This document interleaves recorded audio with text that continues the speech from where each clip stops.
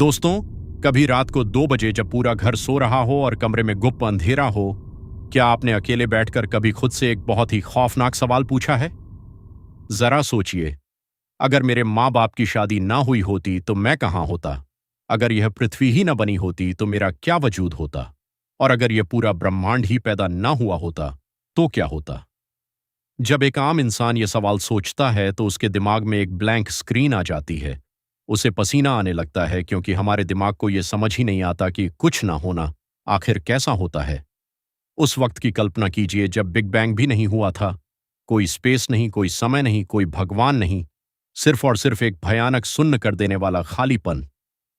तो फिर उस भयानक खालीपन में से, उस जीरो में से अचानक यह ब्रह्मांड पैदा क्यों हो गया? किसने कहा कि यहां नथिंग की बजाय समथिंग होना चाहिए? इस पूरे ब्रह्मांड का बिजली का बिल आखिर कौन भर रहा है, जिसकी वजह से आप और मैं यहां बैठकर सांस ले रहे हैं? दोस्तों, ये कोई साइंस का सवाल नहीं है। ये दर्शन शास्त्र का वो महासवाल है जिसके सामने आज की मॉडर्न साइंस और सारे धर्म घुटनों पर आ जाते हैं। सोल गीता के ऑफिशियल फिलॉसफी के इस तीसरे और सबसे डार्क एपिसोड में आपका स्वागत है। आज हम किताबी परिभाषाओं को भाटी में भेजेंगे और अपने होने का सबूत मांगेंगे। आज हम बात करेंगे ऑन्टोलॉजी की। दर्शन शास्त्र कहता है कि जिसे हम वजूद समझते हैं, वहां हम एक बहुत बड़ी बेवकूफी कर रहे हैं। हमें लगता है कि जो चीज मौजूद है बस वही बीइंग है। लेकिन सच्चाई को समझने के लिए आपको अपने दिमाग के 2 टुकड़े करने होंगे, बीइंग और एग्जिस्टेंस। इसे एक बहुत ही देसी और रोंगटे खड्डे कर देने वाले उदाहरण से समझिए। मान लीजिए आपके कमरे में एक बल्ब लगा है जो जल रहा है। आप उस बल्ब को देख सकते हैं, छू सकते हैं। वो कांच और तार का बना है। वो एग्जिस्ट करता है। लेकिन क्या उस बल्ब के अंदर दौड़ी डीएच रही उस ऊर्जा या करंट को आप देख सकते हैं? क्या उसका कोई रंग या आकार है? नहीं। लेकिन फिर भी वो करंट है, वो बीइंग है। अब सोचिए, अगर मैं एक हथौड़ा मारकर उस कांच के बल्ब को तोड़ डीएच दूं तो क्या खत्म हुआ? सिर्फ बल्ब का एग्जिस्टेंस खत्म हुआ, बल्ब मर गया। लेकिन क्या वो करंट मर गई? नहीं, वो ऊर्जा अभी भी तार के अंदर मौजूद है। दोस्तों, आपका जो ये 70 से 80 किलो का शरीर है ना, जिसका एक नाम है और जो रोज ऑफिस जाता है, ये शरीर सिर्फ वो कांच का बल्ब है। ये आपका एग्जिस्टेंस है जो एक दिन टूटकर राख हो जाएगा। लेकिन आपके अंदर जो चीज कह रही है कि मैं हूं, वो जो करंट आपके अंदर दौड़ डीएच रही है, वो आपका बीइंग है। और रहस्य यह है कि वो बीइंग किसी का मोहताज नहीं है।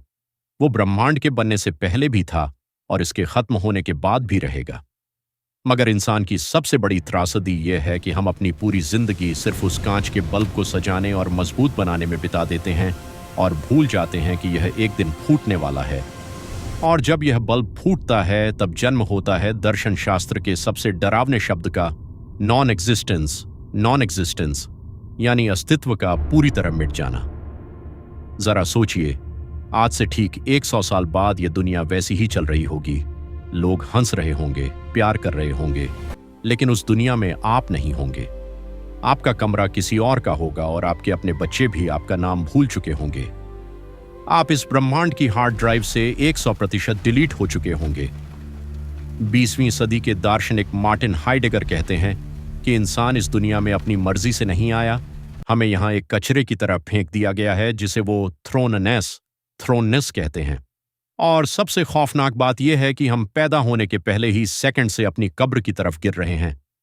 हाइडेगर कहते हैं कि इंसान कायर है। वो इस मौत के खौफ से बचने के लिए खुद को इंस्टाग्राम की रील्स, राजनीति और फालतू के शोर शराबे में बिजी कर लेता है ताकि उसे कभी अकेले बैठकर यह याद ना आ जाए कि उसका वजूद राख होने वाला है। हम एक झूठी और इनऑथेंटिक जिंदगी जीने लगते हैं, सिर्फ उस सच्चाई से आंख चुराने के लिए। लेकिन क्या भागने से मौत रुक जाएगी? यहां एंट्री होती है एग्जिस्टेंशियलिज्म के बाप जॉन पॉल सार्त्र की। सार्त्र कहते हैं, एग्जिस्टेंस प्रीसीड्स एसेंस, यानी आपका होना आपके मकसद से पहले आता है। धर्म और समाज हमें सिखाते हैं कि भगवान ने हमें किसी खास मकसद के लिए भेजा है, लेकिन सार्त्र कहते हैं कि इंसान कोई चाकू या कुर्सी नहीं है जिसका इस्तेमाल पहले से तय हो।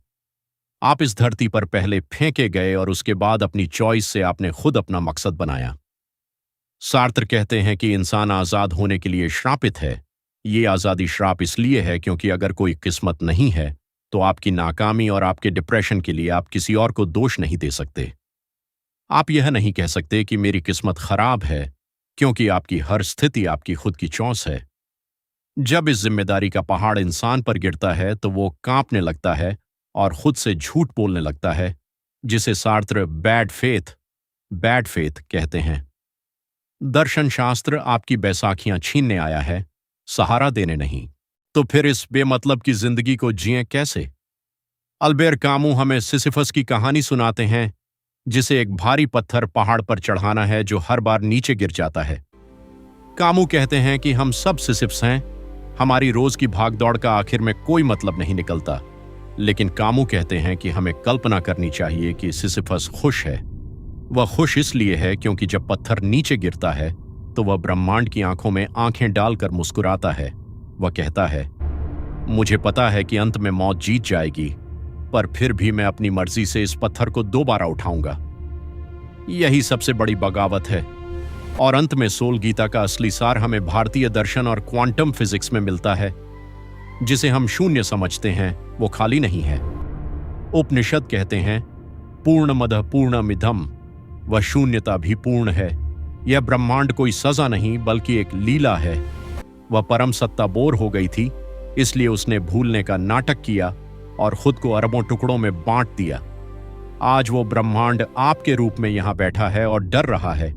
लेकिन जिस दिन यह बल्ब फूटेगा, आप वापस उसी अनंत ऊर्जा में मिल जाएंगे। आज इस सफर में हमने वजूद के उस सच को छुआ है जिससे दुनिया कतराती है।